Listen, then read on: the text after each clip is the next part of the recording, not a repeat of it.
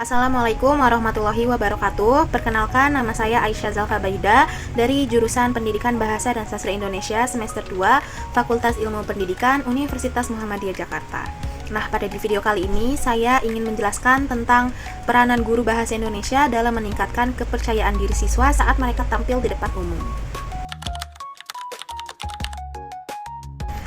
Nah, alasan saya mengambil topik tersebut dikarenakan di zaman sekarang masih banyak anak-anak maupun siswa yang tampil di depan umum itu tidak percaya diri. Mereka takut, malu, gugup, grogi, atau bahkan memiliki kecemasan yang berlebihan saat tampil di depan umum. Nah, maka dari itu saya ingin tahu strategi atau upaya apa saja yang guru berikan kepada siswa mereka agar mereka ini bisa tampil percaya diri saat tampil di depan umum.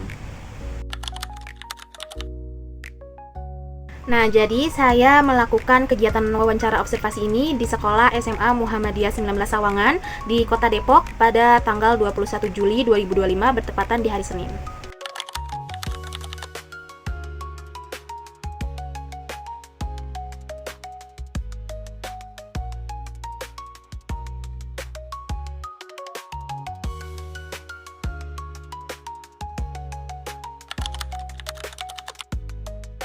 Nah, jadi untuk ringkasan hasil wawancara observasi, itu saya mewawancarai guru bahasa Indonesia yang berinisial LF yang mengajar di kelas 10 dan kelas 11 SMA. Nah, terlihat bahwa dari penjelasan beliau aktif membimbing siswa dalam kegiatan berbicara.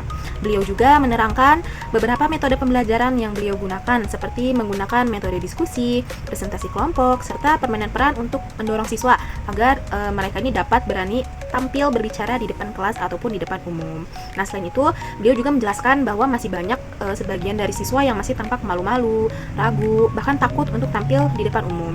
Nah, selain itu, saya juga mewawancarai siswa yang berinisial AZ. Nah, ia mengatakan bahwa dukungan dan motivasi dari guru sangat penting bagi mereka agar mereka ini bisa tampil percaya diri saat mereka ini berbicara di depan kelas ataupun di depan umum.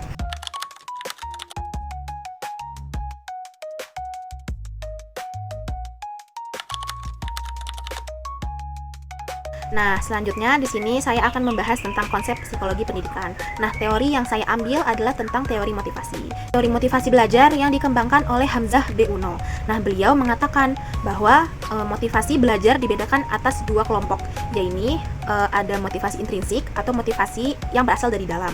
Nah, dan motivasi ekstrinsik, yaitu motivasi yang berasal dari luar.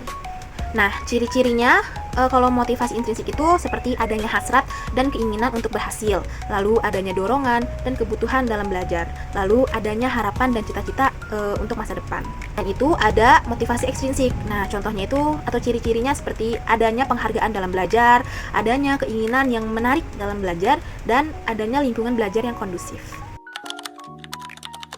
Nah, selanjutnya itu saya akan menjelaskan tentang perbandingan antara teori dan realitas. Jadi, setelah saya mengunjungi dan mewawancarai serta membaca teori yang terkait, bahwa ibu guru LF ini sudah menerapkan metode dan motivasi yang membangun, positif, dan menyesuaikan terhadap muridnya. Dilihat dari hasil wawancara dengan beliau juga, dan dengan siswa juga, ia menjelaskan bahwa mereka ini senang ketika belajar bahasa Indonesia. Juga terlihat bahwa ibu guru LF ini sebagai pembimbing dan fasilitator sangat berusaha agar siswa-siswanya dapat tampil percaya diri saat mereka tampil di depan umum.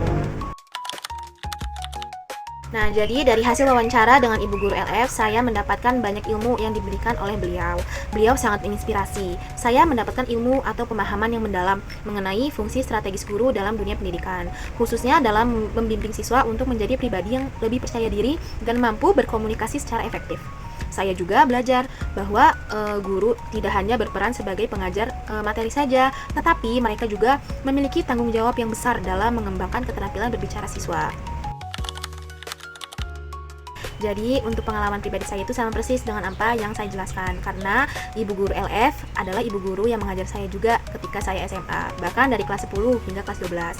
Nah, pengalaman pribadi saya diajarkan oleh beliau sangat menyenangkan. Orangnya sangat seru, mengikuti perkembangan zaman juga. Selain itu, terkadang beliau juga suka melontarkan hal-hal lucu, sehingga suasana kelas itu pun menjadi menyenangkan.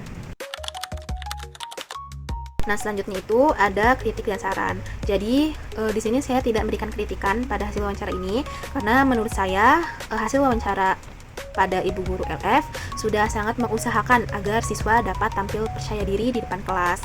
Selain itu, beliau juga sangat mengusahakan agar membuat suasana kelas itu menjadi seru, menyenangkan, dan berkesan ketika mata pelajaran bahasa Indonesia sedang berlangsung. Tetapi saya memiliki saran untuk guru sebaiknya memberikan ruang yang lebih luas bagi siswa untuk berlatih berbicara di berbagai konteks ataupun mata pelajaran. Tidak hanya terpaku pada pembelajaran diskusi ataupun sastra saja, tetapi kalau bisa di semua mata pelajaran. Nah, guru juga bisa membuat pembelajaran tersebut membuat siswa semakin percaya diri saat tampil di depan umum. Jadi untuk kesimpulan, guru bahasa Indonesia itu memegang peranan yang sangat penting dalam membentuk dan meningkatkan rasa percaya diri siswa dalam berbicara di depan umum. Melalui berbagai metode pembelajaran seperti diskusi, presentasi, pidato, dan pembelajaran sastra, guru tidak hanya melatih kemampuan berbahasa siswa saja, tetapi juga membantu mereka mengatasi rasa gugup, kecemasan, takut salah, ataupun ketidakpercayaan diri. Segitu saja penjelasan dari saya mengenai peranan guru bahasa Indonesia dalam meningkatkan kepercayaan diri siswa saat mereka tampil di depan umum. Saya ucapkan terima kasih juga kepada guru dan juga siswa yang telah saya wawancarai, dan juga terima kasih kepada kalian yang sudah menonton video ini. Kurang lebihnya mohon dimaafkan. Wassalamualaikum warahmatullahi wabarakatuh.